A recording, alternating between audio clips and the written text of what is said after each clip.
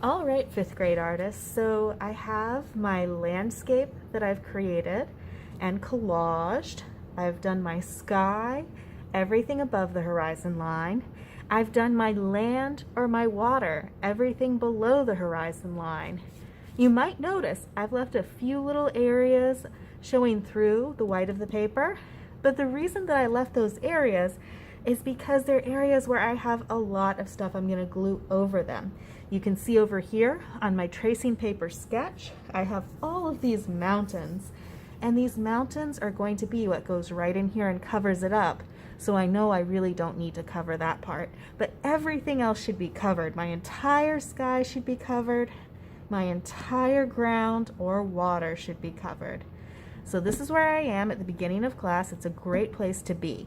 If you're not here yet, this is our goal, to get to this point so that then we can start putting the extra pieces on. So when I start out with this, I want to flip over to the back. Do you guys see how this extra little bit is coming off the edge? You really want that. It's better to have a little bit extra coming over the edge than to have too little and to not have it reach the edges of your paper. So overlapping, going all the way across, is totally fine. So I've got my picture here, my collage that I'm working on, and the next thing I need to do are cut out my mountains, my clouds, my icebergs, and any other little things that I want to have in my picture. So what I can do, I can take my tracing paper at this point and I can cut out a piece. I'm going to cut around this first cloud right here. Now I can do this. This is a good way to create a pattern. But if I want to freehand that cloud, if I just want to draw it on a piece of paper, that is totally okay too.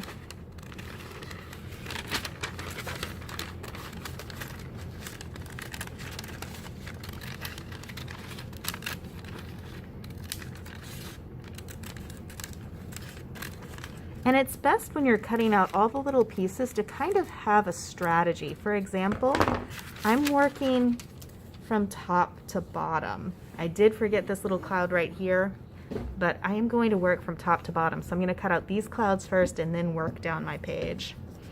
So looking at this cloud, now I get to decide what color I want to make it. And I've got some really great cloud colors here, guys. You can do that. Can do that. So I'm going to go ahead, once I found an area that I really like, and using my pencil very lightly, I'm going to trace around this. And guys, I would use a very light pencil, but it is hard to see the light pencil on camera, so I'm going to go a little bit darker. And if you notice, I'm tracing a little bit farther out than I need to. I'm not right against the edge of my cloud here. I'm giving it a little bit of space because I don't want to see pencil lines on my final product. On my final picture, I'm going to cut all of these pencil lines off. So here's my cloud. I'm going to go ahead and cut, if you can see, right inside the pencil line. So the pencil line is on the outside piece. It's not going to become part of my picture. Let's see how this goes. All right, so here's this first cloud. And again, if I want to use my tracing paper and place it over my original picture, try and line up those corners, that kind of gives me a good sense of where that cloud belongs. So now I know I'm going to be gluing this cloud down in about this area. So I'm going to go ahead and do that.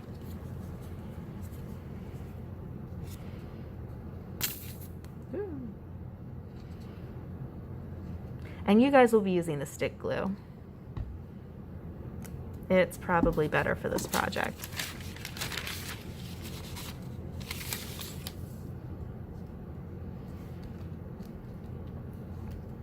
So I've glued down my cloud. I don't see any pencil marks because I cut on the inside of them.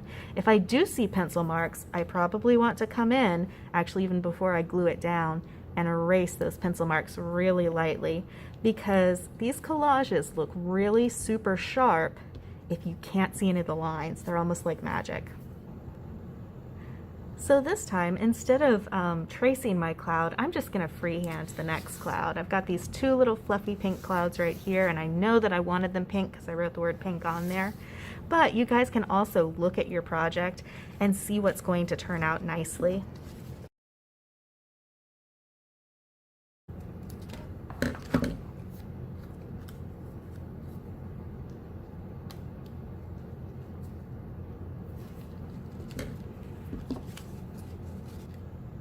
So when I've got something big that's actually farther in the background, like this little mountain back here, it's behind these icebergs in the foreground. So I want to start with the background. Remember, I started with my sky first. Now I'm moving toward me in my picture plane. So I'm taking a journey from far away and getting closer. This mountain is probably the farthest away thing other than the sky. So I think I'm going to go ahead and cut out a nice shape for this mountain right now. And I am looking at my picture and kind of trying to follow the shape from my picture, but if it's not exactly like that, that's okay too.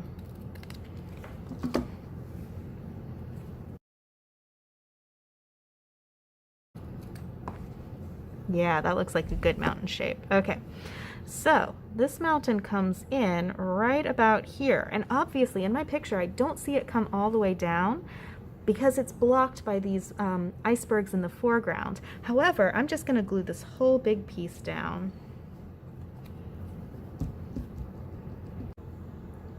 So as I was working, I decided to make a few changes. In my picture, I had like specific colors over here that I was going to use, and I ended up liking some of the colors that I'd created a little bit more.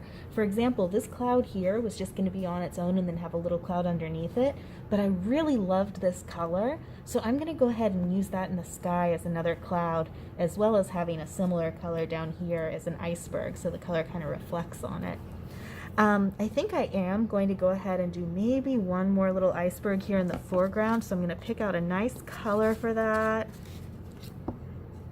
And I'm just going to cut out that hill, like freehand, just do a little curve here. And I want to take this curve down to the water. So I'm going to snip it off like that. So yeah, if I put this here, then I can kind of arrange it and see what looks best. Now this I would need to add a little bit more on here, like maybe another iceberg or something, so I think I'm going to scoot it back in this direction. And you guys can see I'm covering up this paper that I already glued down, but that's okay. It's all about creating different layers and seeing how the whole thing looks together.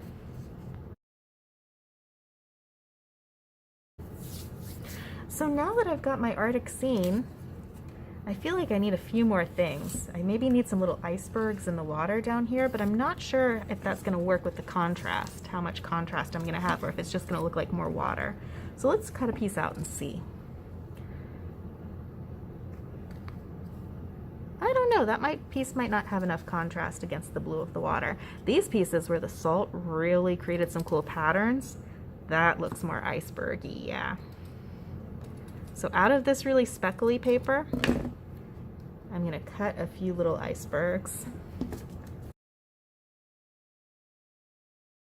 And again, I'm kind of going back to my original sketch to see the basic shapes, what they look like, but I don't have to make it exactly like my sketch. I have a little more freedom to do whatever I want with this.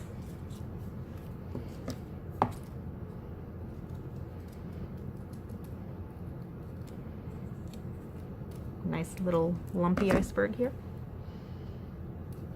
Yeah, and then I can just glue these in, arrange them however I want. I feel like my picture could use some wildlife though. I feel like my picture either needs, I don't know, a little penguin or maybe an orca whale jumping out of the water. So that's something that then once I have all these little pieces down, I can kind of figure out where I want that last element of my picture. All right, guys, so I've gone in, I've added my little dorsal fins, gotten my orca whales in here. So now I've got my picture and I've got my foreground, middle ground, and background. So this has been a successful landscape. The very last thing that I'm going to do, I'm going to flip my collage over Uh-oh, that needs to be glued down. I'm gonna flip my collage over, and all of this along the edges here, all of this extra, I'm gonna walk over to the trash can, and I'm just gonna trim off this extra. And actually for us this year, since we're not supposed to be moving around this much, let's just go ahead and do this at our desks on top of our portfolios, and then we're gonna sweep all these little pieces into our hand, and then we can discard them. So just trimming right along the edge of your original paper. And sometimes you're trimming through several layers of paper, so it can be a little tough, but just makes it look really finished.